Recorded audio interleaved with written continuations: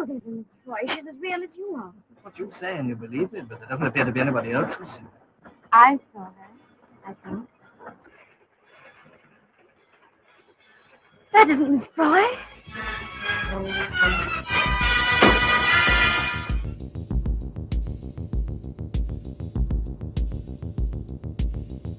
Hey guys, I'm Kevin. I'm Jake. So I had some phlegm that I had to clear. And this is Movie Matters. Welcome to Movie Matters, people. Today we're talking about our last Hitchcock movie of the month, The Lady Vanishes. I have never seen this movie before. Jake, I believe you have never seen this, correct? Nope. I loved it. I thought it was awesome. What'd you think? Yeah, I thought it. I thought it's really good. I have like some minor gripes, particularly with the beginning, but Yes, agreed. the rest of the movie is pretty damn good, and I think way ahead of its time. Absolutely, yeah. The beginning is very boring, in my opinion, and then the movie gets incredible, and the ending is amazing, and like, I was shocked at how good it got. I Yeah. gave it a 4.5 out of 5 on Letterboxd. I thoroughly enjoyed it. I was like, that was so good. Yeah. Now, I think this movie, in my opinion, this is one of Alfred Hitchcock's most entertaining movies. Like I don't want to say it's his best because it's not his best work. Yeah. But it's in my opinion so far from what I've seen, it's his most entertaining. As funny as that sounds. Yeah, I mean, it's definitely not as polished as any of the other movies that we watched this month. However, from like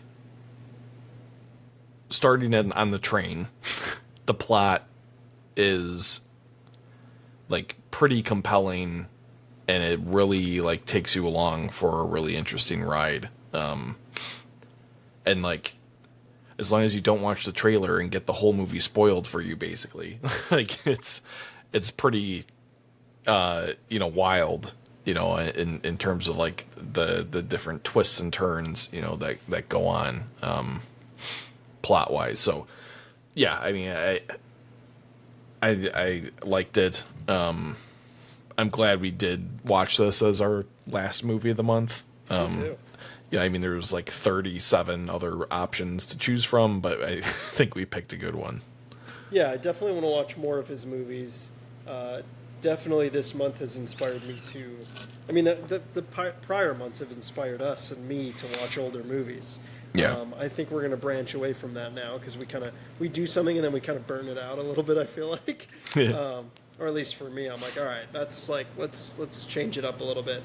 But...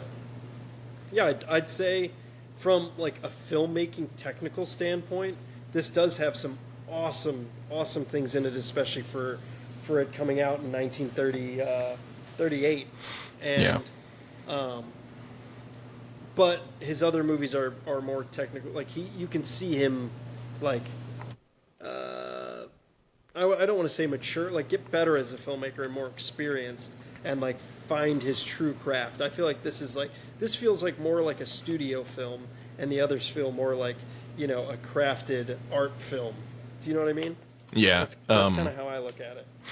Yeah. I think that's pretty spot on. Yeah, this feels like a crowd pleaser. Right, yeah, like this was made because Paramount was like, we want you to make a movie about a mystery on a train, and he was like, yeah, okay. Yeah. But yeah, and like where the other movies we watched, I think, have a lot more attention to detail and a little bit better like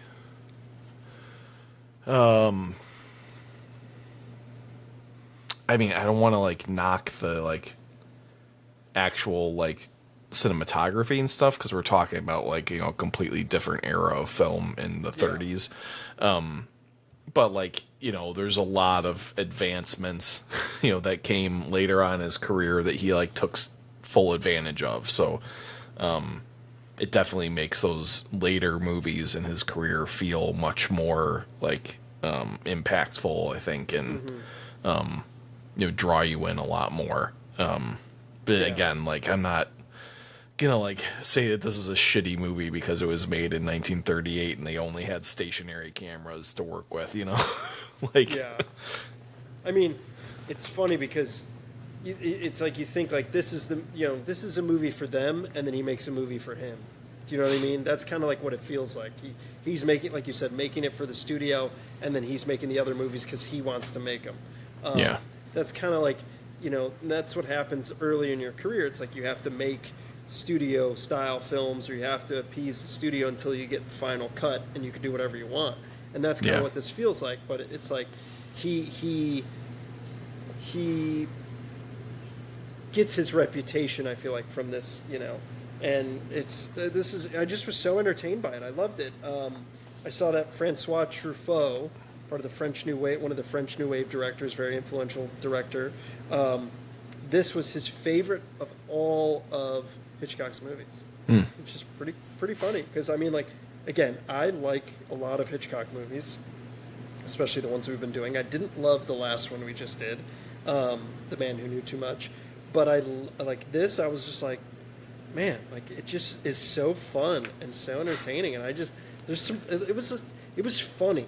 I don't know if it was because I looked at IMDb, and I was like, all right, it says psychological thriller, spy, crime, drama, mystery, thriller. Nowhere on there it says comedy, and I thought this movie was hilarious. Yeah, I mean, there's quite a few like light moments or like moments of levity, and like, I don't know if that was another like thing of that time, where they didn't want to make a movie like too heavy, and like overly dramatic and stuff and dark. But I mean, I thought it worked really well in this movie, and kind of kept things from getting like super bogged down in the like drama of the mystery. Mm-hmm. I was just like, what I like about the comedy is I feel like the two like British guys are hilarious in this. Yeah. They're almost like the two dudes from the Muppets. That, yeah. What is it, Statler and Waldorf? Or something, yeah. And they, like the heckling Muppets. I literally just Googled. I was like, are they inspired by these guys? Because like, it seems kind of funny. And yeah, Charters and Caldecott is the name in the movie, played by Basil Radford and Naughton Wayne, and they're hilarious in this movie. And they became such popular characters from this that they were teamed up for 10 more movies. Jeez.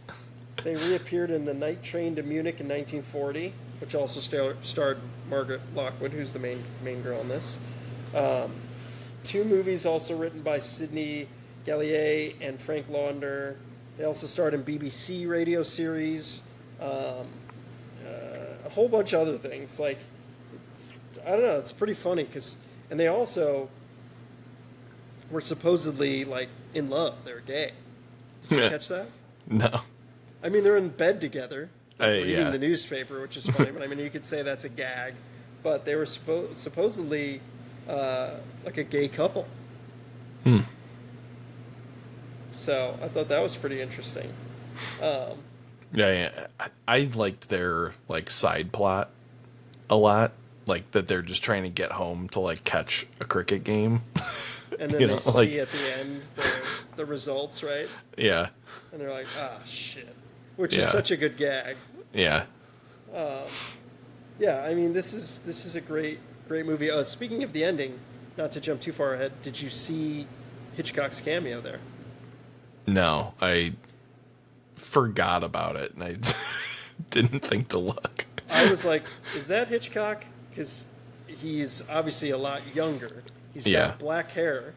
Yeah. And he walks through the screen. He's smoking a cigarette on the Victoria Station platform. He's wearing a black coat, and he walks by, and I'm like, "Is that him?"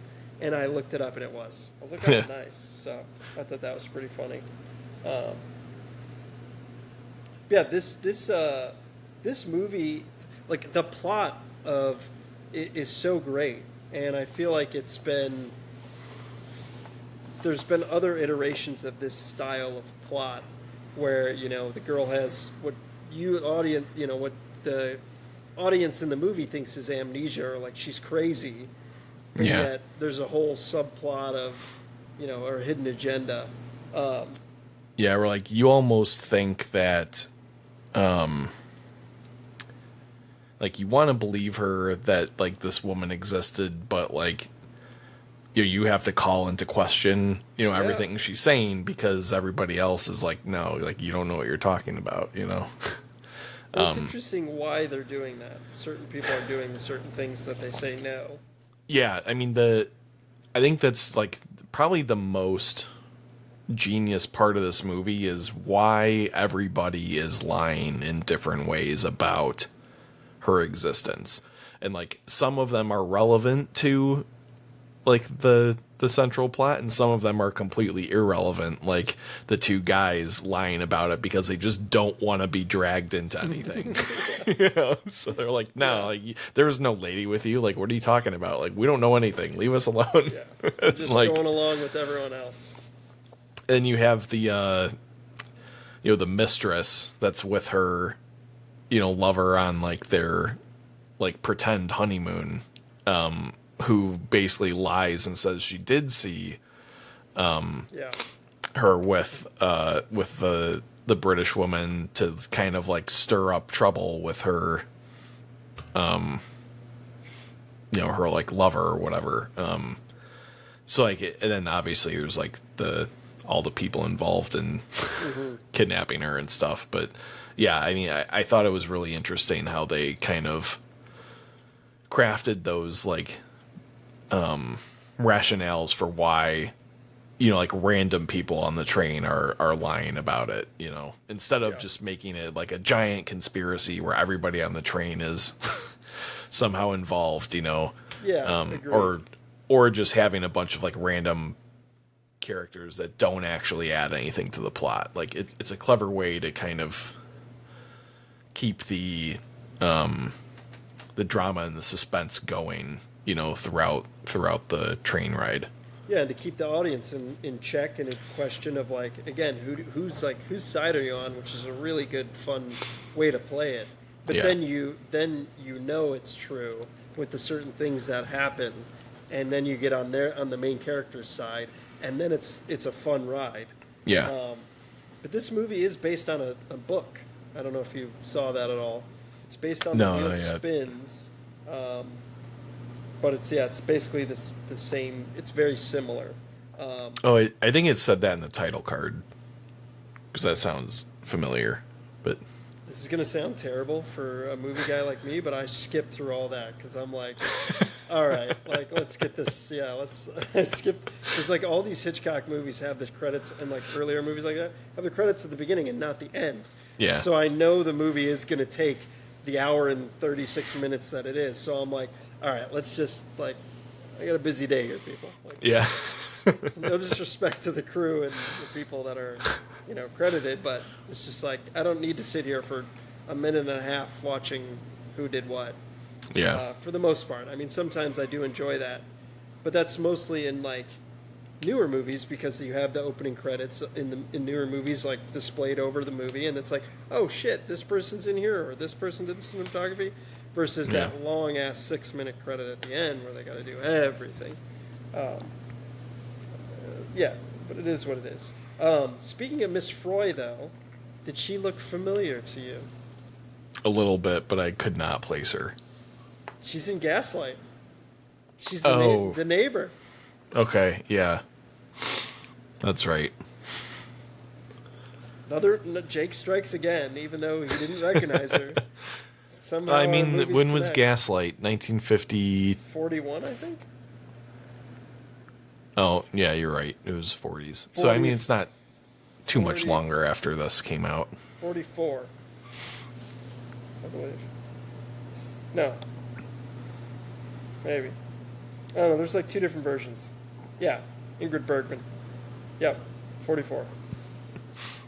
Yeah, so it's similar time frame. This is what, 38? Yeah.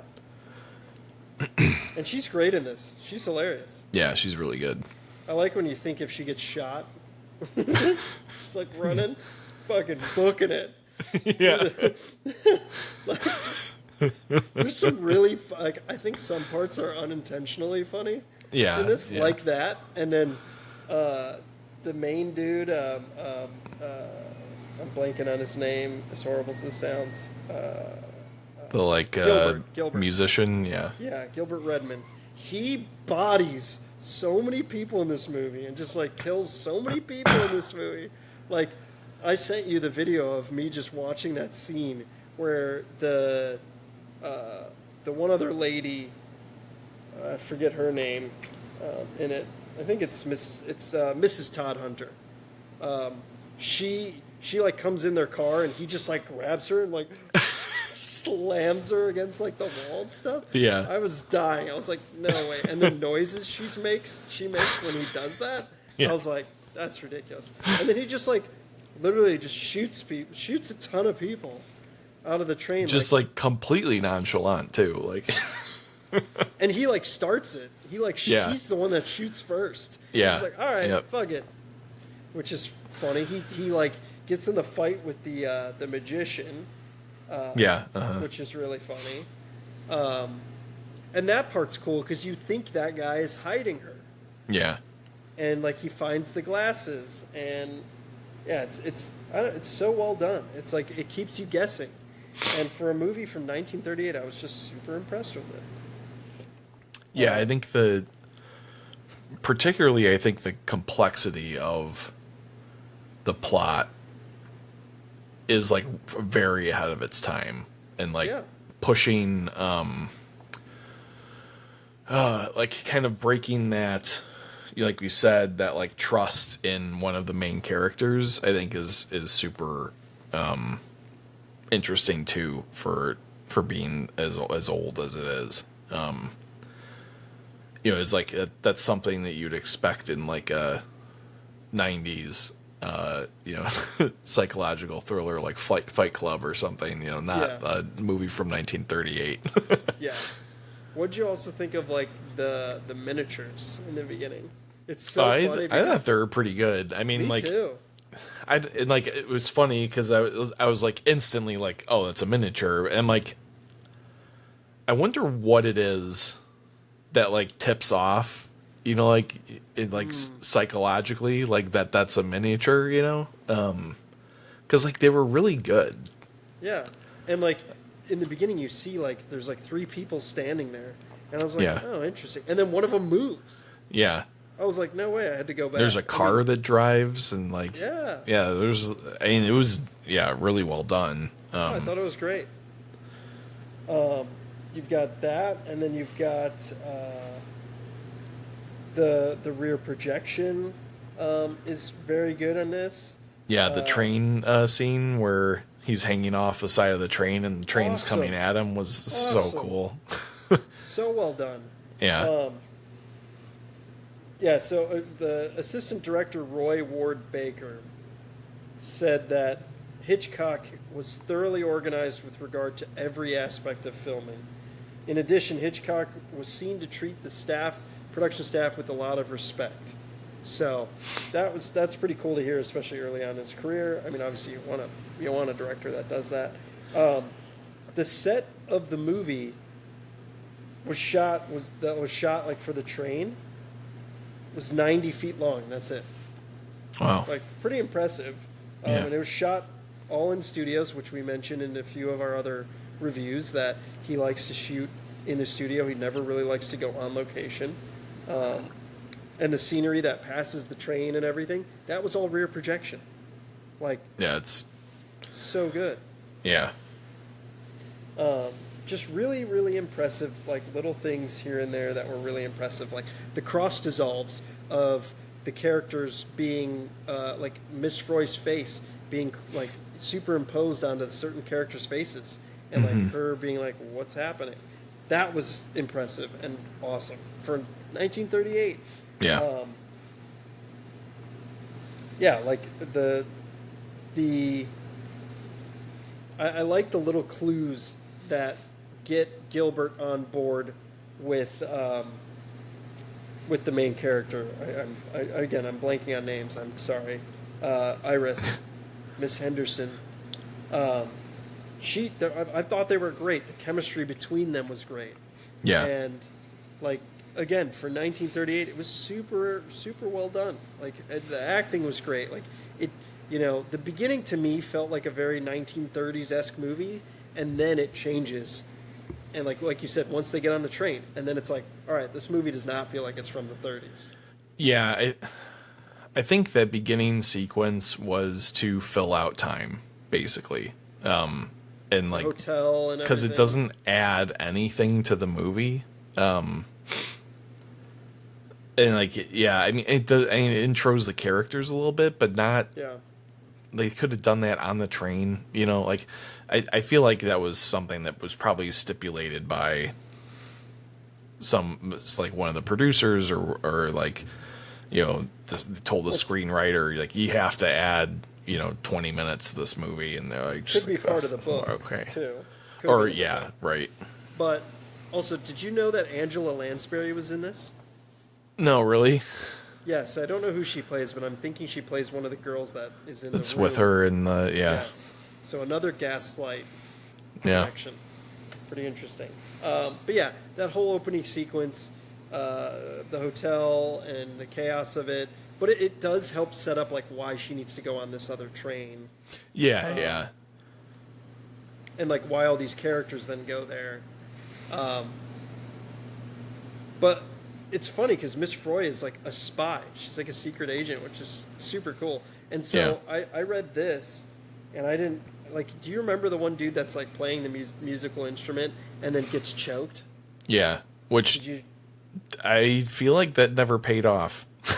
So I read a guitarist is mysteriously strangled by disembodied hands while serenading Miss Froy under her hotel window. Later, the audience learns the real reason was that he had been transmitting secret treaty details to Miss Froy using musical notes. That was the musical notes that okay. she got that she eventually gives to Gilbert. Yeah, you're right. That's what it was. Yeah, which, I mean, now reading it, you put it together, but pretty crazy. Yeah. Okay. That makes me appreciate the beginning a little bit more, but still, I think it could have been Yes, Titan. a little bit tighter. But I mean, again, this is like really early in his career, so like, yeah, not expecting, perfection or anything. Yeah. And he didn't have the freedom that he did, in the later part of his career to like kind of do whatever he wanted. So Yeah, agreed. So Hitchcock revealed that this movie was inspired by the legend of an English woman who went with her daughter to the Palace Hotel in Paris in the 1880s at the time of the Great Exposition. The woman was taken sick, and they sent the girl across Paris to get some medicine in a horse vehicle. So it took about 4 hours. When she came back, she asked, "How's my mother?" And they were like, "What mother?" "My mother, she's here. She's in her room, room 22. They go up there, different room, different wallpaper and everything. And the payoff of the whole story is, so the legend goes that the woman had bubonic plague, and they dared not let anybody know she died. Otherwise, all of Paris would have emptied. The urban legend known as the Vanishing Hotel Room also formed the basis of one segment of another film called Eerie Tales, So Long at the Fair. There's Into Thin Air, which starred Patricia Hitchcock, Hitchcock's daughter. So there's a lot of influence from that, but pretty interesting. And again, I think the whole idea of that is so great. The whole plot of it is so great. yeah. It's funny that like we got another spy movie in Hitchcock month that I wasn't expecting at all out of this Neither movie. was But yeah, it was pretty cool. Yeah, I mean, I think the best part of this movie, I think, is all the surprising kind of plot points that came out of it.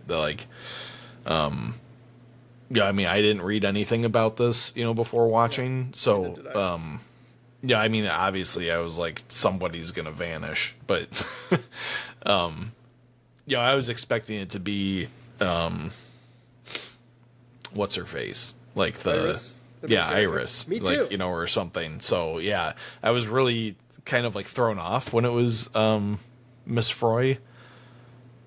But like, it was super cool. And like, like you said, it's like super fun and entertaining. So, Yeah. And what's cool, speaking of the spy aspect of it and the music we mentioned with the guitarist and then the treaty like music or whatever, Hitchcock insisted that there be no background music except at the beginning and the end. And between those 2 points, the only music heard is sung by the musician outside the hotel, the guitarist, the music tune of Miss Froy, and then it sung by Gilbert, and then the dance music conducted by Gilbert in his hotel room, which is honestly kind of an annoying part. yeah. And that's about it. So there's like no like non-diegetic music in this, Yeah. which is pretty interesting for the most part, except the beginning and the end. And the plot has references to political situation leading up to World War II. The British characters, originally trying their hardest to keep out of the conflict, end up working together to fight off the jackbooted foreigners, while the lawyer who wishes to negotiate with the attackers is shot dead, even while waving a white flag. Pretty funny. Yeah. Yeah. So, that sequence is kind of funny. You know he's gonna get shot, dude. He's like, Yeah. Yep. Yeah. I mean, it's a great movie. It's like crazy. Oh, and then when Gilbert decks the soldier with the chair, Oh, I yeah. was laughing my ass off. There's such funny parts. Yeah, I mean, okay, which Hitchcock movie is the best out of the ones we watched? Would you say? Oh, my favorite, I think, is still Psycho. Very good. I don't know if it's the best, though. They're all so good. Like, I kind of think it's North by Northwest. Because it's just, like, it's so tight and, like, so well done through and through. But I like that this and, like, Strangers on a Train and Dial M for Murder, this specifically, excuse me, not Strangers on the Train. This and Dial M for Murder are like those contained one location type thrillers, and I love those. And again, I'm such a huge proponent of that. I think there needs to be more movies made like that, and that's like you saw Backrooms. I have not. I'm sure it's similar-ish to that. I'm hoping so. Obsession, similar. Like these like low-budget movies in one location. I think that is going to make money. Yeah. In my opinion. yeah. Keep it simple. One, like, when you restrict yourself in certain ways, it allows you to a little bit more creative freedom in, other aspects. So, or at least it challenges you to try and pull more out of other things. Yeah. Absolutely. Absolutely. Yeah, I don't know which movie is my favorite. Psycho is so good. Dial M for Murder was good. Strangers on a Train is great. I know the one I disliked is the one we just did. The Man Who Knew Too Much. I did not care for it. There's some great aspects. It was fine. But yeah. I just didn't. It was meh to me. I'd almost argue this was my favorite. Like this was my most. It's fair. I was by far the most entertained on this one. Yeah. Not that the other ones are not entertaining. I just was like, I'd say from an entertaining standpoint, this is his most fun. From a technical standpoint, I almost want to either it's Psycho or North by Northwest. Yeah.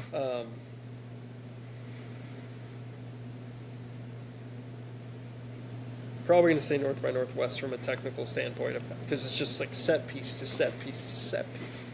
Yeah. So, yeah, we should, we'll eventually probably come back to Hitchcock. I'd like to do Vertigo. I'd like to do Rope. I'd like to do Rear Window. Have you seen Rear Window? That's another one where I'm not sure if I've watched it all the way through or not. I know I've seen bits and pieces, but I probably haven't ever sat and watched it all in like one go. Yeah. But I would very much like to. We should do that. We should also do a Kubrick month. Yeah. We have several Kubrick movies left to do. Yes. Maybe when the Criterion pack comes out, we'll just watch all 13 movies in a row. That'd be sick. Yeah, I'd like to do more Hitchcock movies. I've never seen To Catch a Thief. I'd like to watch that. Yeah, I mean, he just has so many movies. Like Notorious, Spellbound, Shadow of a Doubt, Saboteur, Suspicion, Rebecca. Like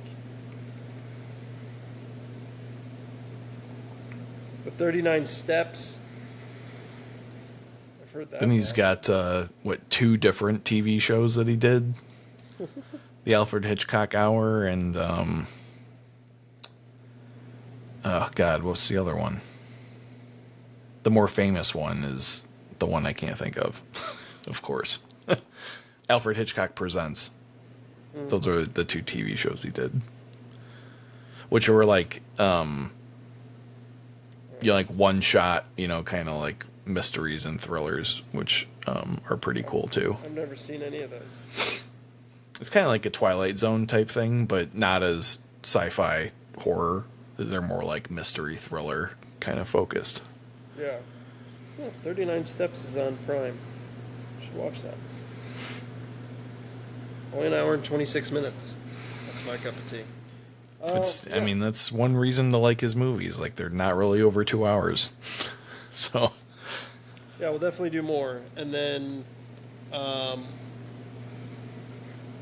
next month, are we doing first watch directors? Yeah.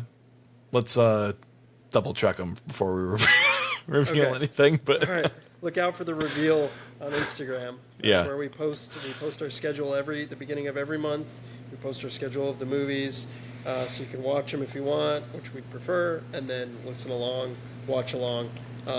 But anything else you want to add for Hitchcock month, Jake? No, I'm super glad we pivoted and did it, though. Me too. Because, this is a really good one, I think. We got on that kick of older movies, and I'm glad we did. I'm excited. I was looking at our schedule, and we've got some awesome movies coming up. I'm super excited for it. Me too. So, but we'll be back next week with the movie that is undecided yet. So again, we'll announce it on our Instagram. So please follow, like, subscribe, and we'll catch you next week. Yep. See ya. Bye.